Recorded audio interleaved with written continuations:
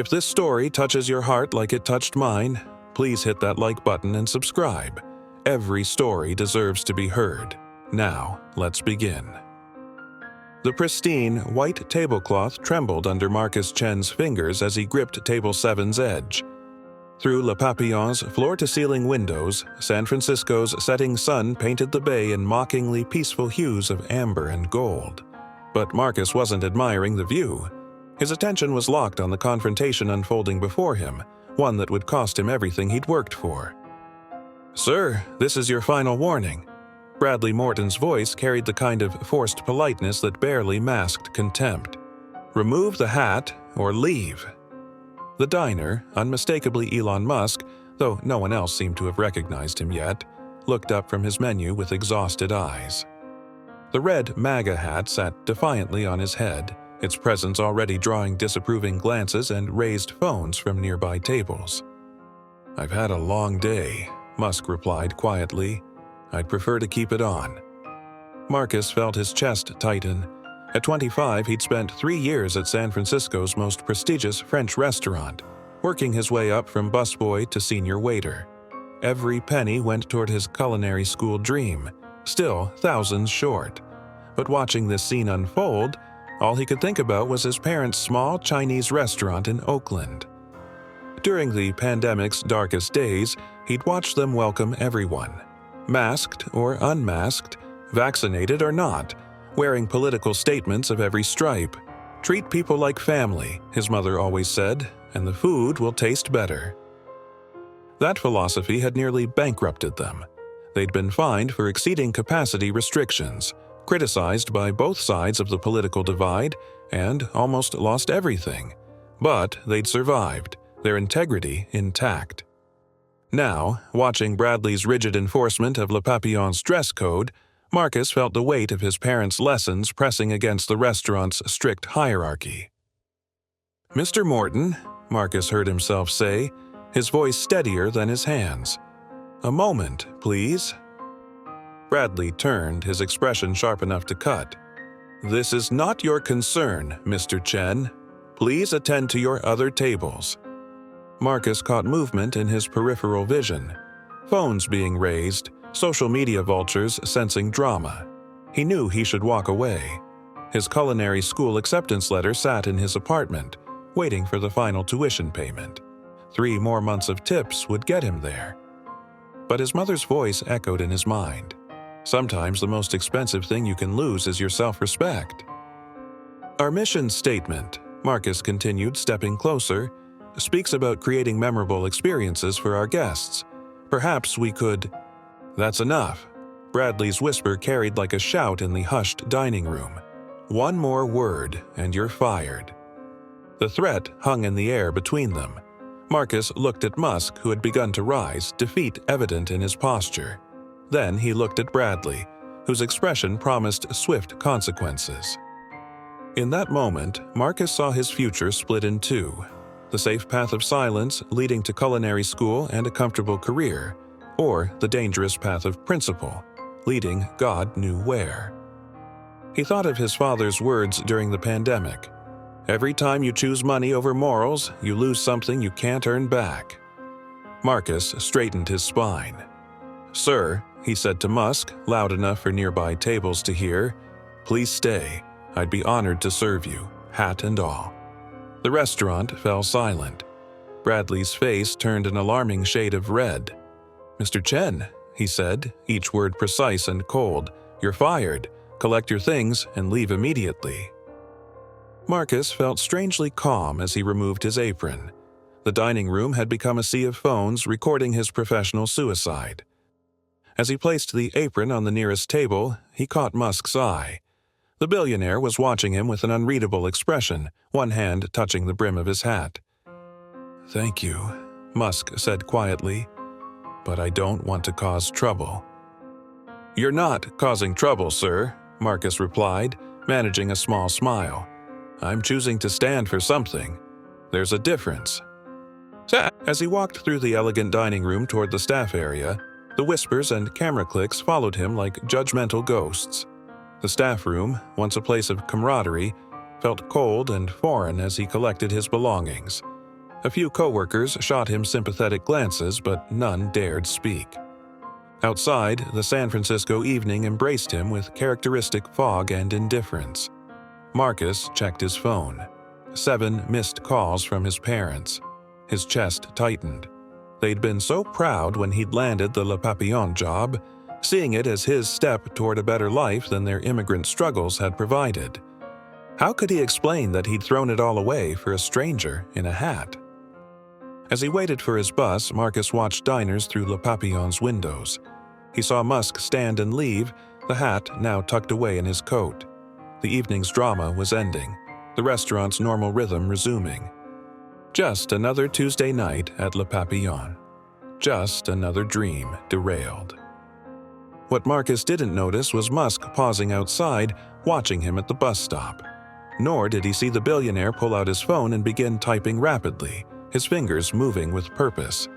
The story was just beginning. Marcus's phone buzzed at 3:47 a.m., jolting him from restless sleep. Through his studio apartment's thin walls, a neighbor's muffled argument provided unwanted accompaniment to his racing thoughts. He'd ignored the flood of calls from his parents, sending only a brief text. "Lost my job. I'm okay. We'll explain tomorrow." The buzzing persisted. Unknown number. "Hello?" His voice cracked with exhaustion. "Is this Marcus Chen?" The voice was female, professional, urgent. "I'm with Good Morning America. We'd love to have you on this morning's show to discuss what happened at Le Papillon." Marcus sat up, suddenly wide awake. "What?" "The video's gone viral. Over 10 million views in the last 6 hours. You're trending on every platform." He ended the call and opened Twitter with trembling fingers. His heart stopped. The top trending topic, #MAGA waiter. Second, #Elon Musk experiment. Third, #Le Papillon protest. The clip, shot from 3 different angles by dining room patrons, showed his confrontation with Bradley. But it was the caption that made his blood run cold. Watch. Waiter stands up for customer. In MAGA hat, gets fired. Plot twist.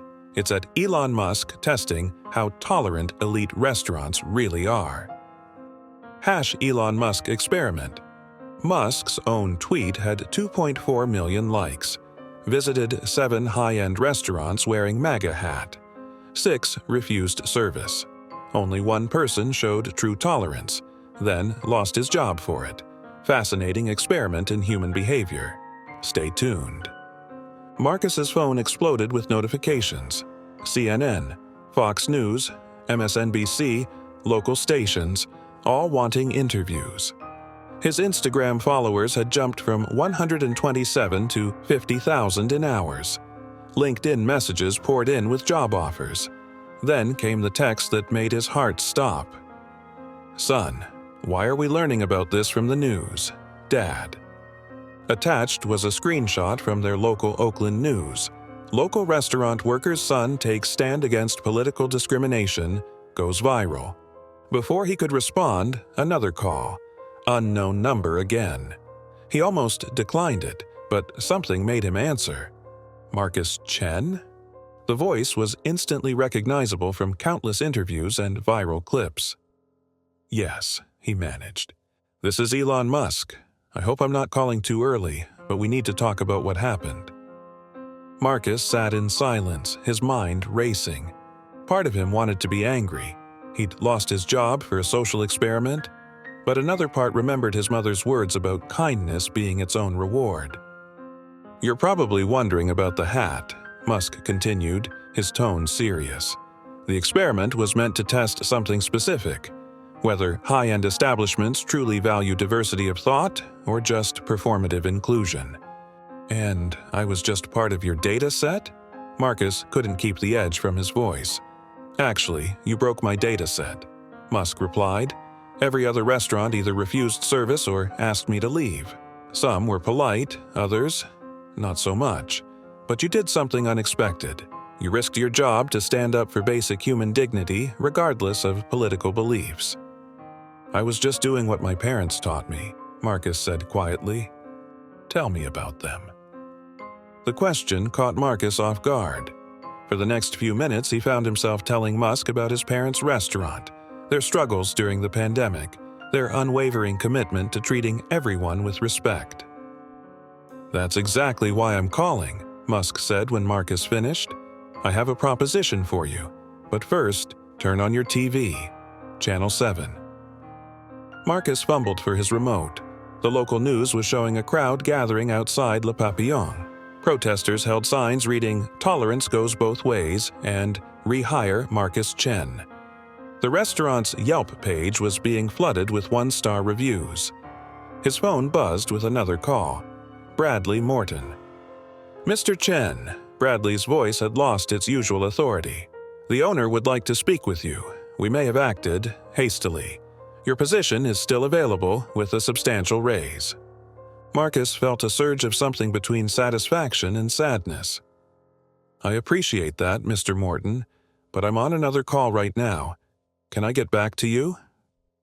He switched back to Musk. "You were saying something about a proposition?" "Yes," Musk replied, "but it's not what you might expect. I'm not offering you a job, I'm offering you a partnership." "A partnership?" "Your parents' restaurant. How would they feel about becoming the first location in a new kind of dining experience? One that combines traditional hospitality with cutting-edge technology while maintaining absolute commitment to treating everyone with dignity?" Marcus's mind raced. "You want to invest in my parents' restaurant? I want to help you transform it into something revolutionary. But here's the catch. We can't reveal that last night was an experiment. The authenticity of what happened. The lesson about treating people with dignity. That needs to stand on its own."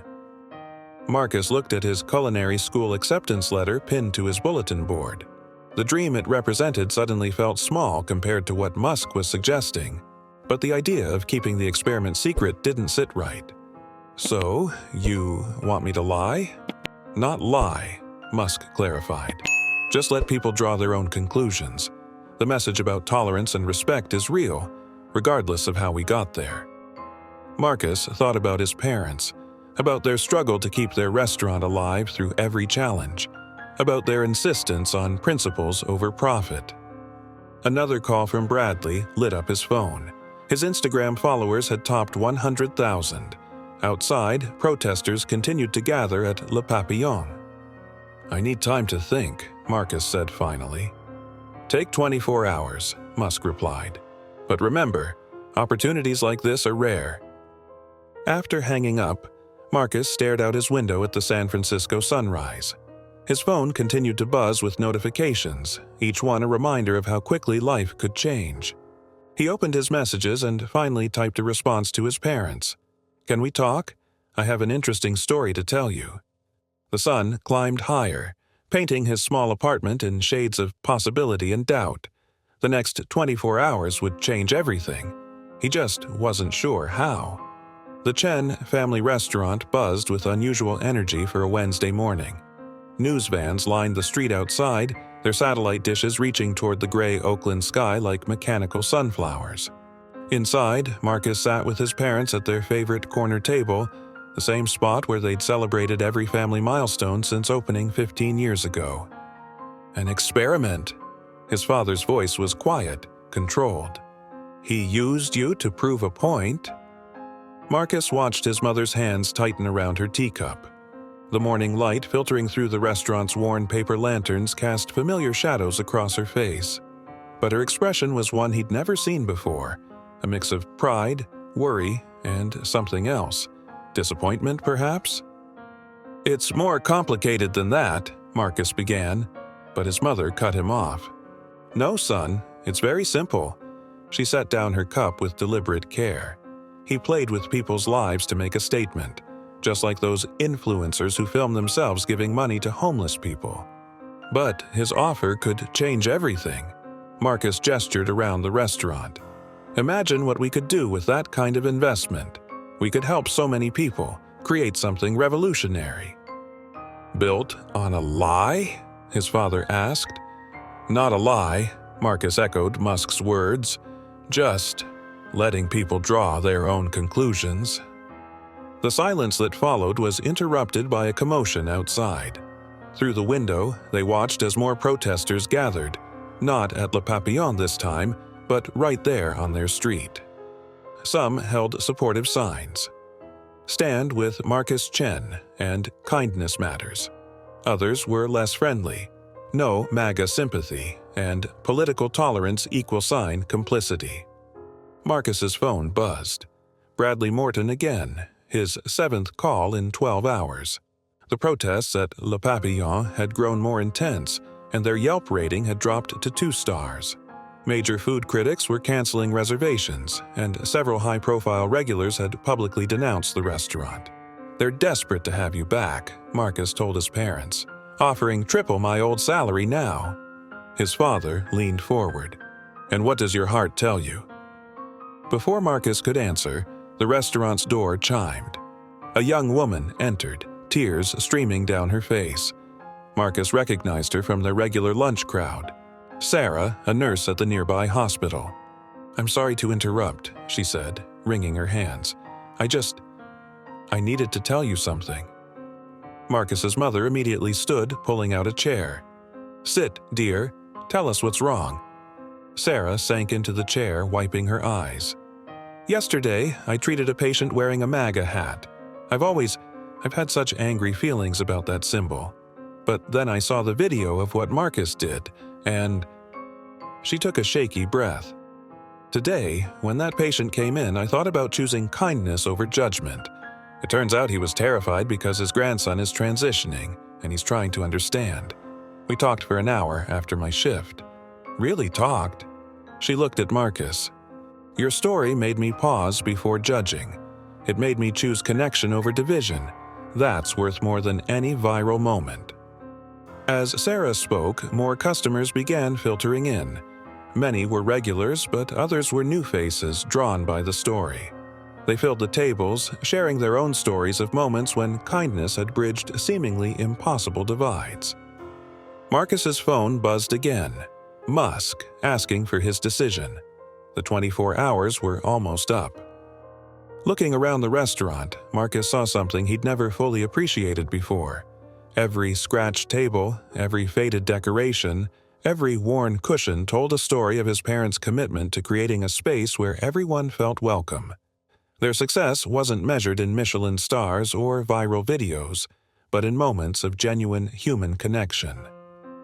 He thought about Musk's offer, the chance to scale this feeling, to create a chain of restaurants that combined technological innovation with authentic human warmth. But at what cost? Would the truth about the experiment undermine everything they stood for? His mother touched his hand. "Whatever you decide," she said softly, "remember that success built on deception has no foundation." Marcus looked at his phone, then at the growing crowd in the restaurant. Through the window, he could see protesters on both sides beginning to clash. News reporters were setting up for live broadcasts. His simple act of kindness had somehow become a symbol in America's culture war. He thought about his culinary school dreams, about Musk's offer, about Le Papillon's desperate attempts to win him back. Each path offered a different kind of future, a different version of success. But as he watched his parents move through the restaurant, greeting each guest with genuine warmth, he realized something important. The real revolution wasn't in choosing sides or in grand technological innovations. It was in the simple, daily choice to see the humanity in everyone who walked through their door. Marcus picked up his phone and began to type a message to Musk.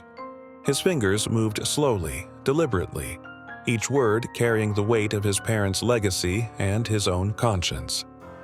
The sun climbed higher over Oakland, its light catching the faded gold letters on the restaurant's window. Chen Family Restaurant, where everyone is family. Inside, a new story was about to begin. Marcus's message to Musk was simple. Can we meet? Not as a billionaire and a waiter, just as two people who believe in something better. The response came within minutes. Your family's restaurant. 1 hour. As they waited, the restaurant continued to fill. News crews peered through the windows, but Marcus's father had placed private event signs on the doors, creating a barrier between their small world and the media circus outside. When Musk arrived, he came alone, wearing neither the MAGA hat nor his usual public persona. He looked tired, human. Marcus led him to the same corner table where he'd sat with his parents earlier. His mother brought tea without being asked, her movements graceful but reserved. "Before you tell me your decision," Musk said, "I want to show you something." He pulled out his phone, opening a video. This was taken at Le Papillon 6 months ago. The footage showed Bradley Morton berating a homeless man who had wandered into the restaurant's lobby seeking shelter from the rain. The man wore tattered military fatigues and clutched a worn veteran's cap. "That's why I started the experiment," Musk explained. "Not just about political divisions, but about how we treat people we view as other. The MAGA hat was just one symbol. I tested other restaurants with different triggers: religious clothing, cultural attire, even apparent homelessness." Marcus watched his own hands grip his teacup. "And what did you learn?" "That most people's tolerance is performative. They support diversity as long as it fits their comfortable definition of it." Musk paused. "But then there was you. And now you want to franchise that moment?" Marcus met Musk's eyes. "Package it into a chain of restaurants where technology meets manufactured authenticity?" Musk's eyebrows rose slightly. "You disapprove of the offer?" "I've been thinking about what revolution really means." Marcus gestured around the restaurant. "Look at this place. Every scratch on these tables, every worn cushion, every faded decoration. They tell a story of genuine human connection. We can't franchise that." "So, you're declining?" "No," Marcus smiled. "I'm counter-offering." He pulled out a folder, his business plan, worked out over the sleepless night. "Instead of a chain of restaurants, what if we created something different? A foundation that helps family restaurants like ours integrate technology without losing their soul. Free AI systems to manage inventory and staffing. Robots to handle routine tasks so human staff can focus on connection. But each restaurant stays independent, maintains its character." Musk started to speak, but Marcus wasn't finished. "And we tell the truth about the experiment, all of it. Not just my story, but all 7 restaurants. Show America how our biases work, how they hurt us, how we can do better. Make it about learning and growth, not judgment and division." "That would change the narrative completely," Musk said slowly. "The public might not react well to being part of an experiment." "Exactly." Marcus leaned forward. "Because real change isn't comfortable. Real revolution isn't about creating perfect stories. It's about honest conversations." A commotion outside drew their attention.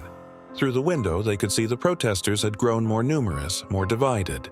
Signs clashed. Tolerance versus no compromise.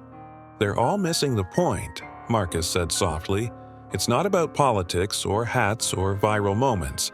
It's about seeing each other as human beings worthy of dignity." Musk was quiet for a long moment, studying Marcus with new interest. Finally, he spoke. "Your counterproposal would cost more than my original offer. Supporting independent restaurants across the country. Developing custom AI solutions for each one. That's a massive undertaking." "Yes," Marcus agreed. "But isn't that a revolution worth investing in?" Before Musk could respond, the restaurant's door chimed despite the private event signs. Bradley Morton stood in the entrance, looking distinctly uncomfortable. "I apologize for interrupting," he said, his usual polish cracking. "But I needed to speak with both of you." Marcus's father moved to intervene, but Marcus stood. "It's okay, Dad. Let him speak." Bradley walked to their table, his movements stiff. "The owner of Le Papillon has asked me to deliver a message. We'd like to be the first restaurant to join whatever program you're developing." He swallowed hard. "And I personally would like to be part of making it work. I've learned. I have much to learn." The humility in Bradley's voice was genuine. Marcus looked at Musk, who was watching the scene with evident fascination. "Well," Musk said finally, "it seems the revolution is already beginning." He turned to Marcus. "Your foundation idea. Tell me more about the technical specifications you envision." As they began to discuss details, Marcus's mother quietly served fresh tea.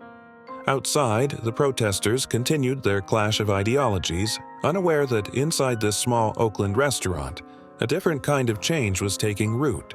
A change that began not with a hat or a viral video, but with a simple choice to see the humanity in everyone who walked through the door. 1 year later. The Chen family restaurant looked different, yet somehow exactly the same. New tablets sat discreetly on well-worn tables, their screens displaying menus that adapted to each guest's dietary restrictions and preferences. A robot server glided silently between tables, delivering drinks with mechanical precision. But the heart of the place remained unchanged. The warm greetings, the genuine connections, the feeling of coming home. Marcus stood in the kitchen doorway, watching his mother teach a young server how to fold dumplings. On the wall behind them, a framed array of items told their story. The original viral video playing on a loop, the MAGA hat that started it all, and a simple mission statement. Technology can serve humanity, but only humanity can serve the soul. The Dignity Foundation, as they'd named it, had already helped transform 50 family restaurants across the country. Each maintained its unique character while gaining access to cutting-edge technology that made operations smoother and service more personal. The foundation's only requirements: maintain absolute authenticity and welcome everyone.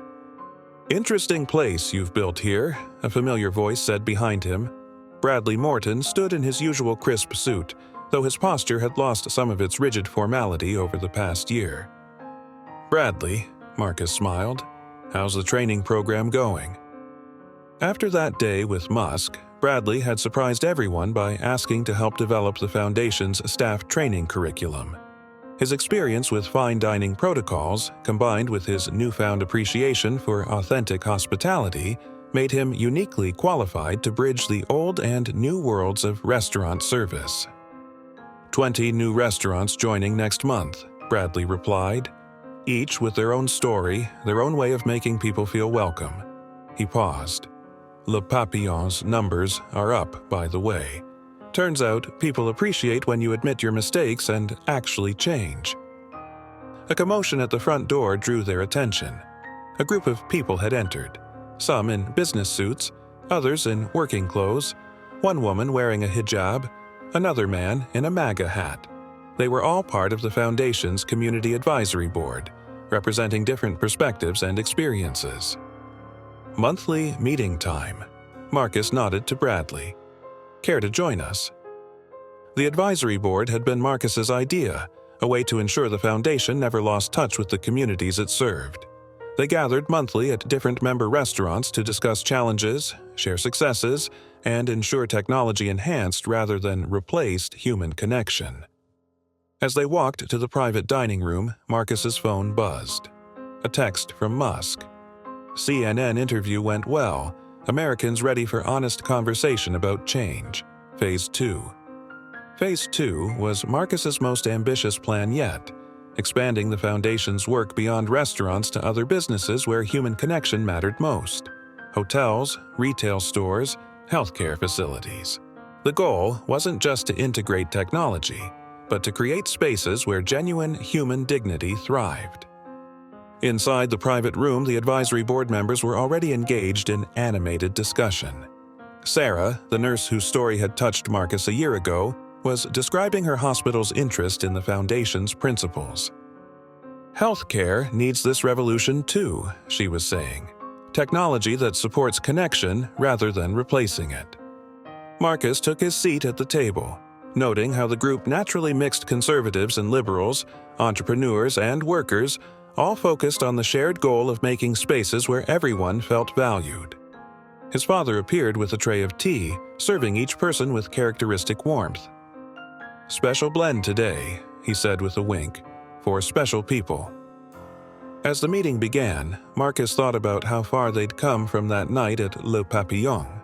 The viral video had faded from public memory, replaced by real stories of change restaurants bridging divided communities, staff members growing beyond their prejudices, customers finding connection in unexpected places. His phone buzzed again. Another text from Musk. "Ready when you are. World needs more revolution like this." Marcus looked around the room at the unlikely allies gathered there. At Bradley, taking notes with his usual precision, but now wearing a gentle smile. At Sarah, passionate about bringing human dignity back to healthcare. At his father, still serving tea with the same care he'd shown for decades. He typed back, "Revolution already happening. One cup of tea at a time." Outside, the Oakland sun painted the street in familiar shades of gold. Through the window, Marcus could see people entering and leaving the restaurant, each one carrying their own story, their own beliefs, their own struggles. But in here, they were all just humans sharing a meal, sharing space, sharing dignity. The revolution wasn't in the tablets or the robot servers or the AI systems that made everything run smoothly. It was in the simple truth his parents had known all along, that every person who walks through your door deserves to be treated like family. Marcus picked up his tea, its warmth seeping into his hands like a reminder of what mattered most. Around him, the conversation flowed. Ideas sparked, connections formed, possibilities emerged. This was what real change looked like. Not a viral moment or a perfect solution, but people choosing every day to see each other's humanity. The future they were building wasn't about erasing differences or enforcing agreement. It was about creating spaces where differences could exist alongside dignity, where technology served humanity's best instincts rather than replacing its essential connections. And it all started with a choice: to see beyond a hat, beyond a title, beyond a prejudice, to the human being underneath. Marcus smiled, remembering his mother's words from so long ago.